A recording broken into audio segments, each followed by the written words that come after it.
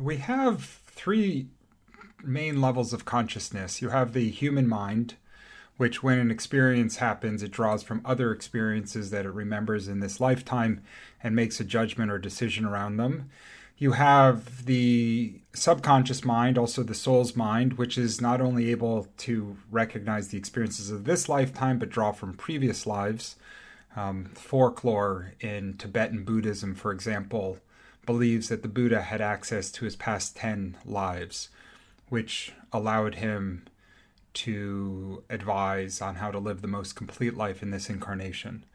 And then the third element of the consciousness is the superconsciousness, which is also often referred to as universal wisdom or divine intention. It's a little bit more complicated. But at the end of the day, most of us will exist strictly in the conscious mind. And every so often, when we're deeply on our path, we may be able to access our soul's intention or our subconscious mind. And then, of course, if we're really fortunate and we're able to quiet the conscious mind and really drop in to a more spiritual space, we may even be able to access the divine intention or the superconscious, which is often really just rooted in truth. It's wisdom and it's truth. So along those lines, I wanted to reflect on three experiences. They have since involved various visions and different learnings. I'm going to present them to you folks so that you can kind of come up with your own conclusions around it, although I'll also give you a little bit of my own opinions. They're personal, and they've happened over the course of my lifetime, so take them for what they're worth. The first one actually starts back when I was about 8 years old, I think. Maybe, 8 or 9 years old. I had gotten a firecracker, a bottle rocket, from one of the neighborhood kids, and I had gone home, showed it to my brother and my father, and we decided to go into the backyard and just light it off. It wasn't something I was into, actually, even as a kid, but this seemed to be an opportunity to try something new.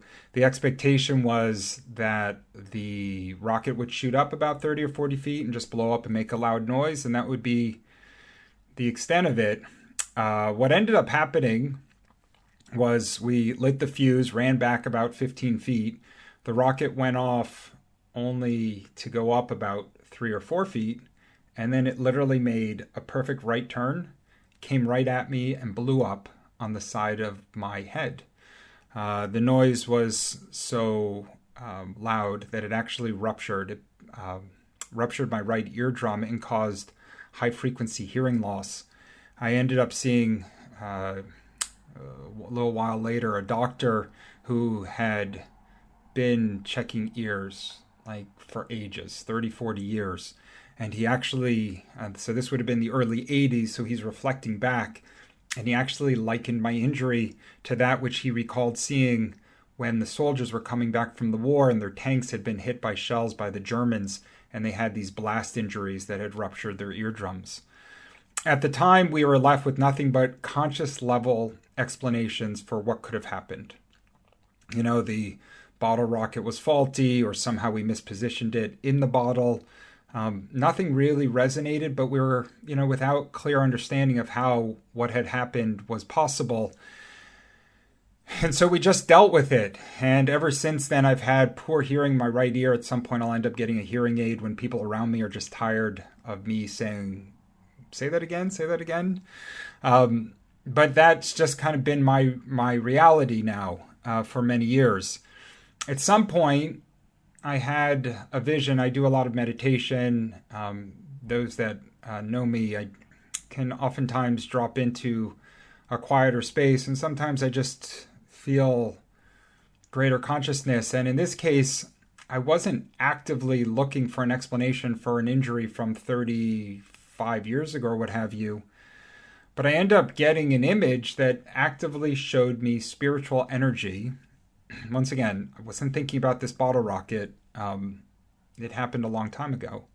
But I had an image brought to me which showed spiritual energy actively redirecting that bottle rocket right at my head. And when I first had that image, I was a little surprised by it. And it took me a while to process in my mind exactly why that would be, and to come to peace with a reality that brought however bizarre, a better explanation for what I've experienced that has now affected this human for its entire being, dating back to when I was 8. The second experience that I'm going to share with you is oriented around time that I was actually driving. So this would have been now 10 years later. A lovely neighborhood girl's family had asked if I could accompany her on a day trip, like a day event. And I was living in upstate New York. And the plan was to drive to Saratoga area to hang out for the day and just simply come back. And I agreed to do it, and the family was going to loan me their car. And they had a nice car. And they said, take our nice new sports car for your trip. And so I agreed to it, and then a week went by, and literally the day before, just hanging out in a quiet space, a thought entered my conscious mind that said, what would you do if your car stopped running on the highway in traffic? And I started to process it and think it through, and sure enough, the conclusion that I came to was that I would simply put the car into neutral, re-engage the ignition, and try to see if I could start it up again. I can't quite explain this one in the conscious mind. I can explain it very well in the subconscious mind or even the superconscious mind, because literally the very next day, we're on I-87 South coming back down towards Albany in heavy traffic at about 70 miles an hour, and the vehicle literally stops. Like, it just stops responding. The engine turns off. And cool as a cucumber, I drop the car into neutral. I turn off and back on the ignition. I give it a try once or twice, and the car starts back up again. I put the car back into drive, and I just continue going. And this lovely young girl looks at me in absolute amazement, and she says, what just happened? And how did you know what to do so effortlessly? And of course, being a teenager and letting my egotic mind kind of run away, I just accepted the praise and the accolades, thinking like I'm just some, brilliant young man that somehow was able to get through that without issue. It took me many years reflecting back, and actually that completely left my consciousness for 25 years, to remember how divine intervention, in this case coming through in the form of predictive intelligence, was able to safely get me through that circumstance. I'm going to fast forward now to the next and third example, and once again let you guys kind of think these through and come up with your own opinions of what exactly might be happening. The following year at 18, I wound up getting tonsillitis, wound up going to the hospital. They ended up administering a very strong intravenous IV. And while I was in the hospital, I contracted a brutal case of C. diff, which you wouldn't wish on anybody. It happened to be misdiagnosed for the better part of 6 months. It greatly affected my senior year of high school.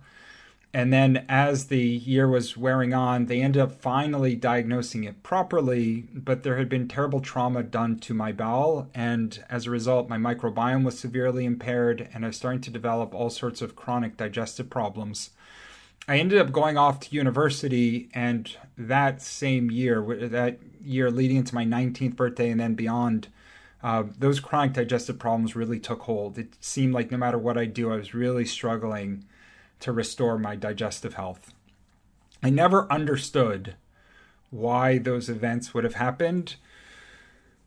For the longest time, I wrestled with this idea of some karmic intention and some debt that needed to be repaid. I actually don't believe that that's the case. I believe more specifically now that that's just down to the circumstances of the physical realm, meaning the chances that I would wind up in the hospital, the chances that I would get the IV drip, the chances that I would contract C. diff, the chances that the doctors, some of the best doctors in the area, would misdiagnose it, brutally misdiagnose it for 6 months.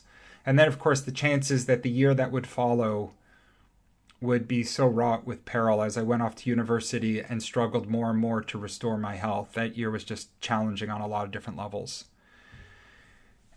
And more recently, once again in a meditative space, I wasn't seeking an answer specifically for those events. I generally, when I do try to channel answers, they don't often come to me.